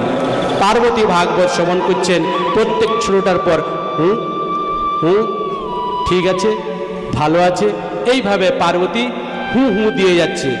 দিতে দিতে দিতে দিতে অনেকক্ষণ ভাগবত হওয়ার পর মাতা পার্বতীর ঝাপকি আসে। তাই মাঝে মাঝে আপনারা ঘুমান, তাই জন্য নিতাই গৌর হরি বলে দিই, দেখে দেখে কি ঘুমাচ্ছে, কার চোখ হচ্ছে, তখন একটু হরি বল দিলে আবার জেগে ওঠেন। তো পার্বতী ঝাপকি, ঘুম এসে গেছে। তো ঘুম আসার জন্য মহাদেব তো সমাধি ভাষায় বলছে, আর এই ছোট্ট সুখ পাখি সেইখানে পড়ে সে ভাগবত শ্রবণ করছিল। যখন দেখছে পার্বতী ঘুমিয়ে পড়েছে, তখন তোতা চিন্তা করলো, যদি না হা দেই তখন তো ভাগবত বন্ধ হয়ে যাবে। আর তোতাকে যেন যা শেখানো হয় তাই বলে, বাড়িতে যা শেখাবে তাই বলে। এতক্ষণ পার্বতী করে যাচ্ছেন, তো তোতা তাও শিখে গেছে। যখন পার্বতী ঘুমিয়ে যায় তখন তোতা করতে লাগছে। মহাদেব ভাগবত করতে করতে করতে ভাগবতে বিশ্রাম। মহাদেব যখন চোখ খুলে দেখেন পার্বতী চোখ বুঝিয়ে একদম নিদ্রায় চলে গেছেন। মহাদেব চিন্তা করলো, পার্বতী যদি শুয়ে যায় তাহলে হুঁটে কে দেখলো, আমি তো ডমরু বাজিয়ে সবকে তাড়িয়ে দিয়েছি। তখন তাকিয়ে দেখলো একটা সুখ পাখি উড়ে পালাচ্ছে। মহাদেব এ সম্পর্কে মানে অমর হয়ে গেছে। মহাদেব মারার জন্য ত্রিশূল নিয়ে ছুটছে, আগে আগে সুখ, পিছে পিছে মহাদেব, আগে আগে সুখ, যত উড়েছে পিছে পিছে মহাদেব ত্রিশূল নিয়ে যাচ্ছে তাকে মারার জন্য। তখন ওই উঠতে উঠতে উঠতে বদ্রিকা আশ্রমে এসে তখন কৃষ্ণদ্বৈপায়নের স্ত্রী বিটিকা হাই তুলছিলেন, ঘুম ভেঙে হাই তুলছেন। হাই তুলতে মুখের ভিতর দিয়ে সুখ পাখি পেটে প্রবেশ করে গেছে। ব্যাসদেব দেখছেন মহাদেব ত্রিশূল্যে ছুটারে, দাঁড়াও দাঁড়াও, মহাদেব কোথায় যাচ্ছ? আরে ওই একটা সুখ পাখি তোমার স্ত্রীর পেটে মুখ দিয়ে পেটে ঢোকে মারতে যাচ্ছে। কেন কেন জীব হত্যা করবে কেন মহাদেব? না, উনি ভাগবত শ্রবণ করেছে, উনি তো অমর হয়ে যাবে। মহাদেব তুমি তো পাগল হয়ে গেলে, তুমি নিজেই বলেছো ভাগবত শ্রবণ করলে যদি অমর হয়ে যায় তুমি কি করে ওকে মারবে? মারার ক্ষমতা তো নেই। মহাদেব শুনে তিনি তার কৈলাসে বাপস গেলেন। সেই সুখ পাখি মা বিটিকার গর্ভে 12 বছর ছিলেন।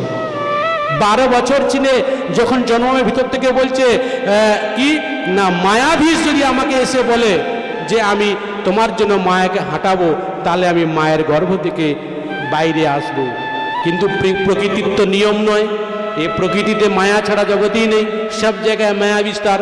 প্রকৃতি বিধাতার নিয়ম তো কৃষ্ণ কি করে ভাঙবে? তখন দ্বারকাধীশ বললেন আমি একটা শর্তে করতে পারি। কি না, গরুর শিঙের উপরে সর্ষে দানা দিলে যতটুকু টাইম, গরুর শিঙের উপরে সর্ষে দানা কতটুকু দাঁড়াবে গো মা? যতটুকু টাইম ততটুকু মায়া হাঁটাতে পারি। বলে তাই আছে, তাই ভালো। সেই সর্ষেটা গড়তে গড়তে মাটি না পড়তে পড়তেই সুখমুনি মায়ের গর্ভ থেকে বেরিয়েছে, বনে যাচ্ছেন। ইয়ম প্রপজন্তম অনুপেত অপেত কীর্তম দৈপায়ন বিরহ কাতর আজুহাবা পুত্রে তৈতি তন্ময়া তরব অভিনেদু। পুত্র পুত্র দাঁড়াও, অনেক দিন পরে, অনেক দিন থাকা কাল যাওয়ার পরে তোমার মতো পুত্র পেয়েছি, তুমি কোথায় যাচ্ছ? দাঁড়াও দাঁড়াও। সবাই পুত্রের উপরে আসক্তি, ব্যাসদেবও আসক্তি ছিলেন। পুত্র পুত্র বলে যাচ্ছেন, পিছনে পিছনে বাবা, আগে আগে পুত্র যাচ্ছে। যেতে যেতে যেতে অনেক দূর বনে প্রবেশ করছেন।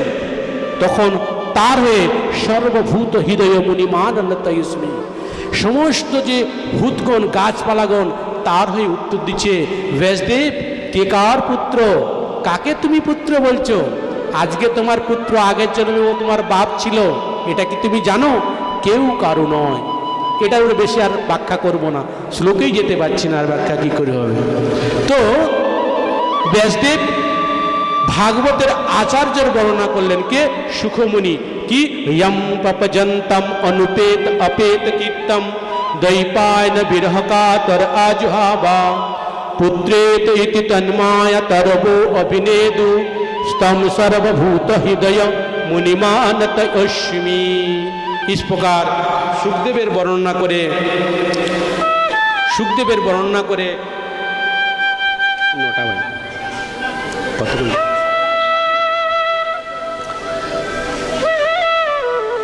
सुखमुनि आगे बोलें नैमिषे सुतमासी अभिवाद्य महामतिम कथा अमृत आसाद कुशल शनको बब्रीत। एक समय 88,000 ऋषिगण कलिहत जीवेर जन्य कयेक हजार बछर यज्ञेर आयोजन करलेन। और सेई यज्ञस्थले भगवान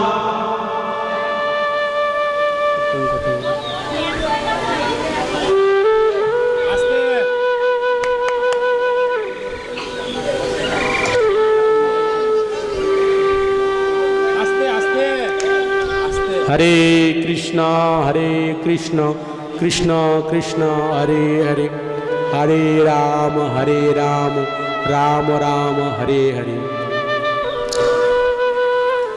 कथार मध्य कलह होले कथार व्याघात घटे। कलिर तो प्रभाव आपनारा जानेन। आमार बाप ठाकुर दादा থেকেও অষ্টপ্রহর নিশিপ্রহর করে আসছে। জীবের কি লাভটা হয়েছে আমি দেখতে পাই না, জীবের কি কল্যাণ হয়েছে আমি দেখতে পাই না। কিন্তু ভাগবত আসর, ভাগবত কথায় জীব গলায় হরিনামের মালা লিখছে, নিরন্তর হরিনাম করছে।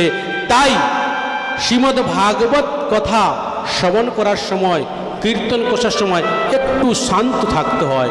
যিনি এতে ব্যাধা ঘটাবেন তিনি কিন্তু অপরাধের ভাগী হবেন। আমি আগেই বলেছি ভগবানের 64 অপরাধের মধ্যে সবথেকে 2টি অপরাধ ভগবান মাফ করে না। 62খানা অপরাধ ভগবান মাফ করেন, 2টি অপরাধ ভগবান মাফ করেন না। কাউকে ছাড়বেন না, সে বড় গোসাই থেকে ছোট গোসাই কাউকে ছাড়বে না। সে 2টি নাম কি? 2টি কি ভগবান করেন না মাফ? সেটি হচ্ছে কি, একটি নাম অপরাধ আর একটি বৈষ্ণব অপরাধ। এই ভাগবতের মধ্যে যে অপরাধ করবে, এই ভাগবতে যে ক্ষমা চাইছে তার কোনোদিন অপরাধ নেই, ভগবান ক্ষমা করবেই না। যত আরাধ্য ভগবান এসে উপস্থিত হয়ে যায়, ভগবান বলে আমি ক্ষমা করব না। মহাপ্রভু শিবাস অঙ্গনে ছিলেন, চাপাল গোপাল অপমান করেছিলেন শিবাস পণ্ডিতকে, ভগবানের কাছে গিয়ে মহাপ্রভু বলছে তুমি ক্ষমা করো, বলে আমি ক্ষমা করার কেউ নই, তুমি শিবাস অঙ্গনেতে শিবাসকে অপমান করেছো, তার চলে যদি তুমি ক্ষমা চাও তবেই তিনি তোমাকে ক্ষমা করবেন। তদ্রূপ ভগবান 64 অপরাধের মধ্যে 2টি অপরাধ ভগবান ক্ষমা করেন না, এক বৈষ্ণব অপরাধ আর এক নাম অপরাধ। আর এই বৈষ্ণব অপরাধ মধ্যে ভাগবত ভগবান বৈষ্ণব যেখানে বসে আছেন সেখানে যদি কোনো রকমের অপরাধ করেন কাউকে তিনি ছাড়বেন না, দুর্বাসা ঋষিকে তিনি ছাড়েন না। আমাদের মধ্যে সামান্য ব্রাহ্মণ বৈষ্ণব তো ছাড়ুন, জিনার অভিশাপ রাধারানী এত ক্রোধী ছিলেন দুর্বাসা মুনি, একাদশীর দিন অম্বরীশের চরণে অপরাধ করলেন।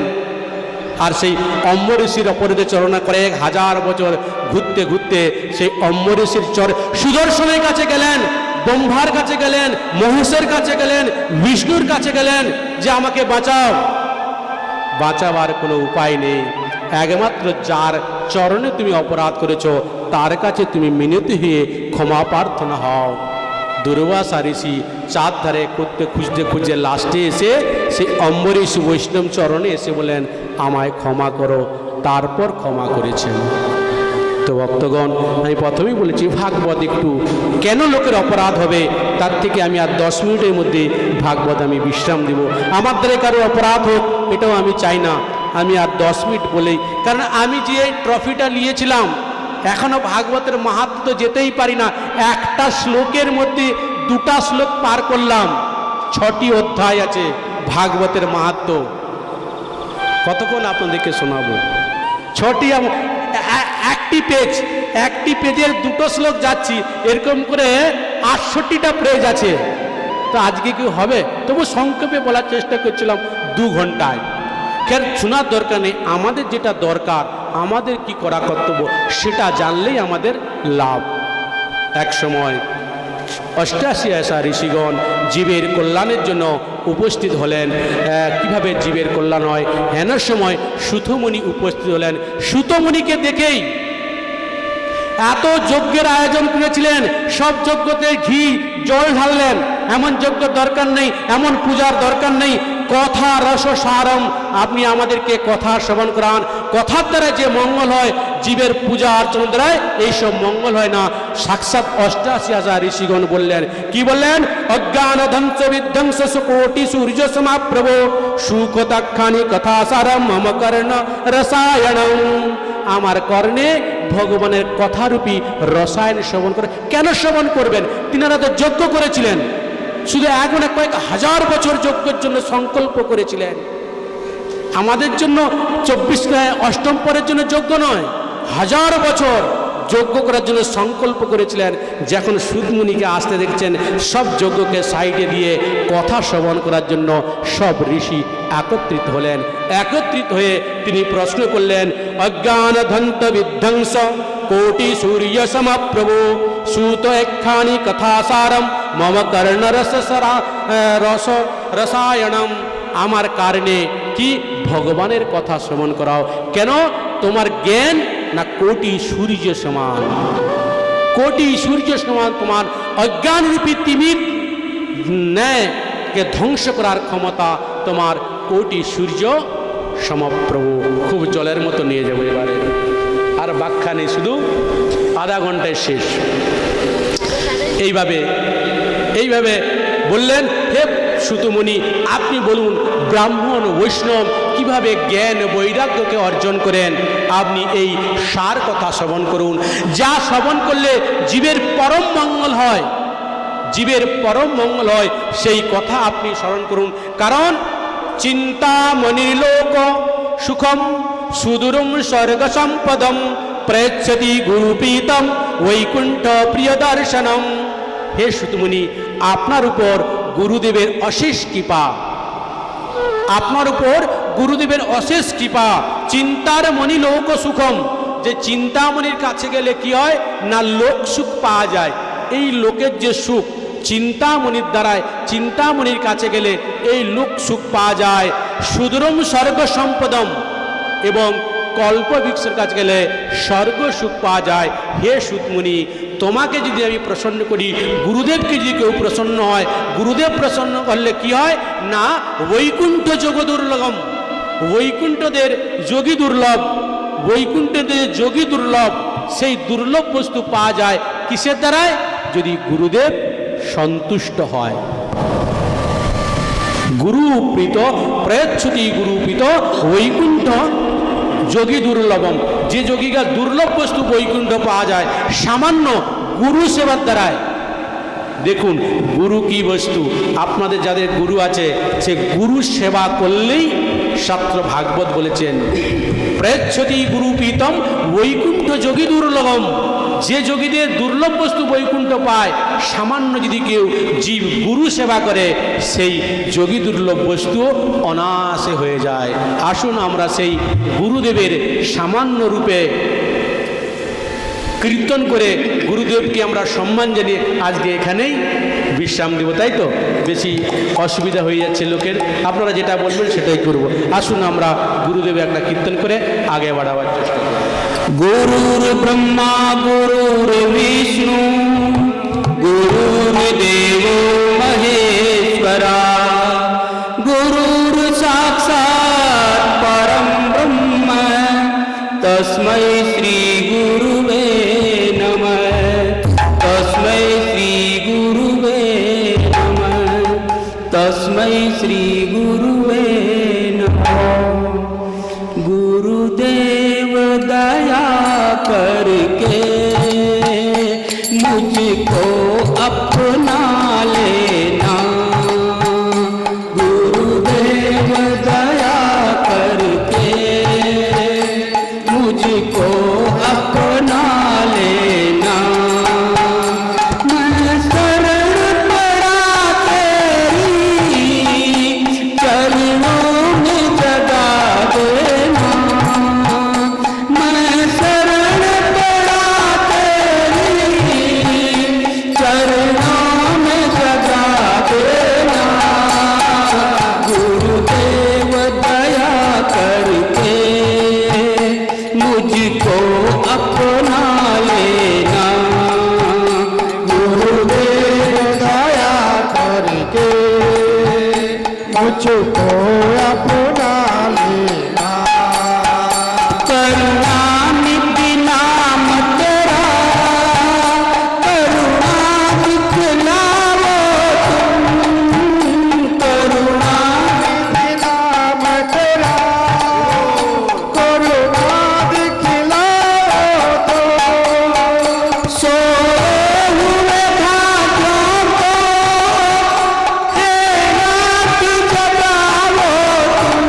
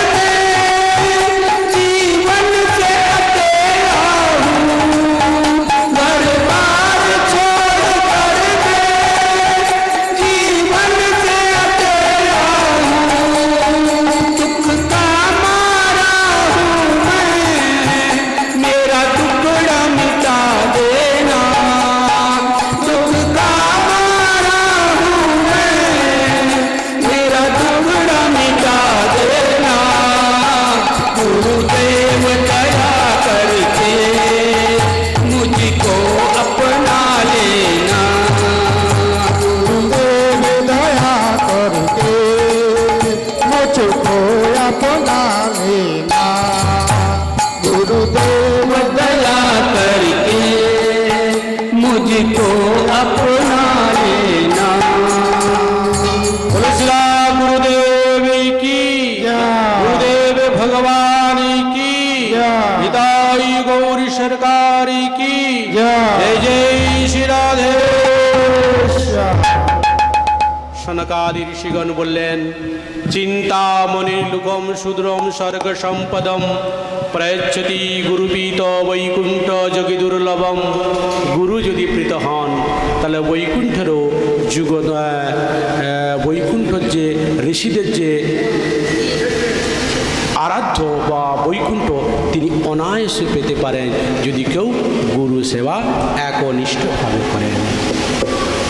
সুতমুনি সনকাদি ঋষির কথা শুনে তিনি প্রসন্ন হলেন।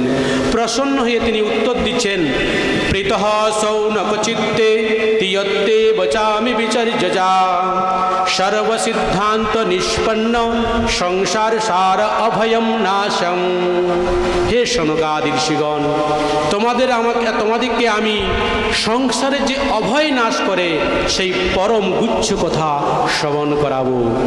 আমরা সবাই তো ভয়াতুর, কিছু না কিছুতে আমরা ভয়ের মধ্যে আমরা আছি। সেই ভয় থেকে নির্ভয় হবার যে রাস্তা, সেই নির্ভয়ের রাস্তা আমি তোমাকে শোনাবো। তোমরা একাগ্র চিত্তে শ্রবণ করুন। এই তো মাহাত্ম্য শুরু হচ্ছে, আর আমার পাঠ বন্ধ হতে চলছে। শুরু হচ্ছে, এতক্ষণ তো আমাদের কি বলে সেই মাহাত্ম্যর পরিকাঠামো তৈরি হচ্ছিল, এবারে শুরু হচ্ছে, আমার বন্ধ করতে হবে, সময় এসে গেছে। তো কি বলছেন, আপনাদেরকে আমি সংসার থেকে যে ভয়প্রাপ্ত হয় সেই অভয়প্রাপ্ত কীভাবে হবেন সেই কথা আমি আপনাকে শোনাবো। অভয়প্রাপ্ত কী করে হবেন না, কাল বেল মুখগ্রাস তাস নির্ণয় সহেতবে শ্রীমদ্ ভাগবতম শাস্ত্রম কৌলোকীরেণ ভাসিতম। শ্রীমদ্ ভাগবতম শাস্ত্রম কৌলোকীরেণ ভাসিতম। কীরেণ ভাসিতম কৌলম। কলিকালে একমাত্র শ্রীমদ্ ভাগবতী অভয়পদ দিতে পারে। সেই ভাগবত আমি আপনাদের শ্রবণ করাবো, যে ভাগবত রাজা পরীক্ষিতকে সুখমণি শ্রবণ করিয়েছিলেন। যখন পরীক্ষিতকে 7 দিবস তর্পের সঙ্গে মৃত্যু হবে, তখন সুখমণি পরীক্ষিতকে যে ভাগবত শ্রবণ করেছিলেন আমি সেই ভাগবতকে তোমাকে শ্রবণ করাবো। যখন সুখমণি ভাগবত নিয়ে এলেন, তখন স্বর্গলোক থেকে অনেক দেবতারা এসে উপস্থিত হলেন। দেবতারা এসে উপস্থিত এসে অমৃত নিয়ে এসে বললেন, হে গুরুদেব, আপনি এই অমৃত পরীক্ষিতকে পান করান, আর আপনার যে কথামৃত আমাদেরকে শ্রবণ করান। সুখমণি দেবতার দিকে তাকালেন, বাহ, তোমরা বড় ছলিয়া, তোমাদের নাটক আমার জানা আছে, তোমাদের মতো নাটক এই জগতে কেউ করতে পারে না। তোমরা না নিজেদের জীবনের জন্য দধিচি মুনির হাড্ডি চেয়েছিলেন, নিজেদিকে বাঁচার জন্য কাউকে মেরে তার হাড্ডি নিয়েছে অস্ত করে বাঁচতে চেয়েছিলেন। আমি তোমাদেরকে সব জানি। এই অমৃত সামান্য, এই যে কথামৃত সামান্য বস্তু নয়। তোমাদের অমৃতকে বলা হয় সুধামৃত, আর আমার অমৃতকে বলা হয় কথামৃত। এই কথামৃত আর সুধামৃতের অনেক পার্থক্য। তোমার সুধামৃত যদি পরীক্ষিতকে পান করাও, পরীক্ষিত কি করবেন, অমরত্ব প্রাপ্ত হবে, আর মরবে না। আর আমার কথামৃত যদি করায় অভয়ত্ব প্রাপ্ত হবে। অমরত্ব প্রাপ্ত হলে ভয় তো থাকে জীবের। দেবরা তো অমর, দেবতারা ক্ষণে ক্ষণে ভয়, দৈত্যরা যদি তাকে না মেরে ফেলে। তো তোমার অমৃত যদি পান করা হয়, অমৃত পান করলে কি হবে, অমরত্ব প্রাপ্ত হবে। আর আমার কথামৃতি পান করলে অভয়ত্ব প্রাপ্ত হবে। দুটো ফারাক দেখুন। তোমার অমরত্ব যদি প্রাপ্ত হও, আবার ক্ষীণে পুনে তোমার ভাগবত পান করলে কি, কথামৃতি সুধামৃত পান করলে কি হবে, স্বর্গে লোকে যাবে। আর আমার কথামৃতি পান করলে গোলক বৈকুণ্ঠে যাবে। তোমার লোকে যখন যাবে স্বর্গলোক থেকে, আবার ক্ষীণে পুনে মর্তে লোকে বৃষন্তি, তোমার যখন পুণ্য শেষ পাবে আবার মর্তে লোকে ফেরত আসবে, আর আমার কথামৃত পান করলে আর কোনোদিন ফেরত আসতে হয় না। তাই গোপীগণকে তার গোপী গীতে গাইছেন, তব কথামৃতম তপ্ত জীবনম কবি বিড়িড়িতম কলমসাপহম শ্রবণমঙ্গলম শ্রীমদাদতম ভুরি গৃহান্তি তে ভুরিদা জনা ভুরি গৃহান্তি তে ভুরিদা জনা তব কথামৃতম তপ্ত জীবনম, তোমার কথামৃত সমস্ত জীবের তাপকে দূর করে। তব কথামৃতম তপ্ত জীবনম কবিবিড়িতম কলমসপাহম, সমস্ত কলমস সমস্ত দুঃখ নষ্ট হয়। কে বলছেন? কবিবিড়িতম, বড় বড় কবিরা বলছেন, বড় বড় ঋষিরা বলছেন যে তোমার কথামৃতে কলমসপাহম, আর অমৃতাতে পুণ্য পাহম। যদি অমৃত পান করায় পুণ্য হয়ে যায়, আর কথামৃতে পান করলে কলমস পাহম, সমস্ত কলমস নষ্ট হয়ে যায়। তোমরা বড় ছলিয়া, তোমরা বিনিময়ে বিনিময়ে কিছু নাও। ভাগবতের সঙ্গে সমান সমান যদি কিছু হয়, তার বিনিময়ে তুমি যদি ভাগবত চাও, তাহলে কথার কথা যে তুমি না, তুমি কাঁচের সঙ্গে মহিমূল্য হীরার তুলনা করছো। কোনো জহরির কাছে যদি যাই, একটা কাঁচের টুকরো নেই, এই কাঁচের টুকরোটা নাও, তোমার হীরা আমাকে দাও, কে জহরি কি দেবে? মূল্যের সঙ্গে বরাবর হলে তো দেওয়া যায়। তুমি সেখানে বলছো তোমার কথা অমৃত নিয়ে বলছো আমার ভাগবত অমৃত দাও। আমার ভাগবত কি জানো? সুখ বলছেন, কসুধা কথা লোক কোকাচক মহির্মানম ব্রহ্মরাত বিচরিচৈবম তদা দেব অঞ্জসহা। তোমার অমৃত সুধা কাঁচের সমান, আর আমার ভাগবত অমৃত বহু মূল্য মণির সমান। এইভাবে সুখমুনি দেবতাদিকে তাড়িয়ে দিলেন। দেবতাদের যে পাওয়ার যোগ্য নয়, সেই দুর্লভ বস্তু আমরা এই জগতে পাই। এই ভাগবত স্বর্গে পাওয়া যায় না, দেবতাদেরকেও তাড়িয়ে দিয়েছেন। সেই ভাগবত আমরা পাচ্ছি, কিন্তু আমাদের এত দুর্ভাগ্য। একজন হরে কৃষ্ণ হরে কৃষ্ণ কৃষ্ণ কৃষ্ণ হরে হরে, ঘুমিয়ে গেছে। জয় নিতাই গৌর হরি বল। মা ঘুমিয়ে গেছে তো? আমি সব দেখতে পাচ্ছি, কে ঘুমাচ্ছে, কে চোখ মিচমিচ করছে, সব। না, আপনার একটু নিচে আছে তো, আমি সব লক্ষ্য করছি। ঠিক আছে, এবারে কীর্তন করে আপনাদেরকে আনন্দ দেব। কি তব আমার কথা কি, ভাগবত কথামৃত কি মহামূল্য মণির সমান, আর তোমার সুধামৃত কি কাচের সমান। যাও যাও, তোমরা ঘুরিয়ে দাও। দেবতাদের যে যোগ্য নেই, সেই যোগ্য আমাদের সামান্য জীবের মধ্যে পেয়েছি। আমরা এই সুন্দর সময়টা কি ব্যর্থ কাই দেব? যখন পেয়েছি, চলো আমার মতো অভাগা অভাজন পামর বুদ্ধিহীন এসেছে, আপনারা করবেন, কিন্তু পরে তো বিদ্বান আসবে, পণ্ডিত আসবে, যিনি আপনাদেরকে ভালোভাবে বুঝাতে পারবেন। আমার মতো অভাজন অজ্ঞ ব্যক্তি আপনাদেরকে বুঝাতে পারি নাই, কিন্তু আমি আপনাদের বেশ তৈরি করে গেলাম। এরপরে পণ্ডিতরা আসবে, তার কাছে শুনবেন জরুর। আর যারা আসে না এই গ্রামের, আরও সবাইকে নিয়ে আসবেন। একমাত্র এই দুর্লভ বস্তু মানবের জন্য, দেবতার জন্য নয়। সুখমণি দেবতাকে তাড়িয়ে দিলেন। সুখমণি পরীক্ষিতকে 7 দিন ভাগবত শ্রবণ করলেন। ভাগবত শ্রবণ করার পর বৈকুণ্ঠ থেকে রথ এলো, পরীক্ষিতকে নিয়ে যাচ্ছে। দেবতারা চিল্লান, ওই দেখো পরীক্ষিত যাচ্ছে রথে দিব্য বৈকুণ্ঠে। ব্রহ্মার কাছে ছুটে গেলেন। ব্রহ্মাজির কাছে গিয়ে বলেন, দেখো দেখো, তোমারই সৃষ্টি তোমাকে অগ্রাহ্য করে, তোমাকে নিন্দা করে তিনি বৈকুণ্ঠে চলে যাচ্ছে, ধরো। তখন ব্রহ্মাজি বলে, দাঁড়াও, কিভাবে এই হলো? না, ওই সুখমণি 7 দিন ভাগবত শ্রবণ করিয়েছিলেন। তখন ওই ব্রহ্মাজি কিছুদিন আগে যা আপনারা পূজা করেছেন, সেই ব্রহ্মাজি কি করলেন? সমস্ত বেদ পুরাণকে এক পাশে রাখলেন, আর এক পাশকে ভাগবতকে রাখলেন। তাতে ভাগবতও ভারী হয়ে গেল। সেই থেকে ব্রহ্মা ঘোষণা করলেন, দেবতাগণ নারদ মুনি ঘোষণা করে দাও, ভাগবত সব থেকে অমল পুরাণ, এর থেকে আর কোনো বড় গ্রন্থ হয় না। ভাগবত মহাপুরাণ, গ্রন্থরাজ শ্রীমদ্ ভাগবত। এইভাবে ব্রহ্মাজি ঘোষণা করলেন। সুতমুনিকে প্রশ্ন করলেন, সনকাদি ঋষিগণ, আচ্ছা আপনি বলুন এই ভাগবত সপ্তাহ কবে থেকে কিভাবে আরম্ভ হলো? এই ভাগবত সপ্তাহের বিধি কবে থেকে, কে প্রথমে এই ভাগবত সপ্তাহ শ্রবণ বা কীর্তন করলেন? তখন বললেন, একদাহি বিশালায়ম চত্তার ঋষিমলয়া সৎসঙ্গার্থে সমায়াত দদৃশ্যস্ত নারদ। একদিন নারদ মুনি সৎসঙ্গের আশায় তিনি বদ্রিকা আশ্রমে গেলেন। সেই বদ্রিকা আশ্রমে সনকাদি ঋষিগণ তিনিও সৎসঙ্গ এতে আসলেন। এসে দুজনে ভাগবত হলো। এই ভাগবত কথা আপনাদেরকে বলতে গেলে আরও 3 ঘন্টা লাগবে। আমরা আগামী বা কোনো দিন সময়ে কোনোরকম আমরা সময় পাই, মহিতোষ দা আমাদেরকে নিয়ে এসেন। এই অধমটা, এই গাধাটাকে আপনাদেরকে সামনে বসিয়েছেন। আমি কি জানি কি আপনাদেরকে বলে দিচ্ছি। তাই আমি এই আসর থেকে, এই ব্যাসপীঠ থেকে সমস্ত ব্রাহ্মণ বৈষ্ণব, সমস্ত ভক্ত মাতৃশক্তি শরণে আমি ক্ষমা প্রার্থী। আপনারা ক্ষমা করে দেবেন।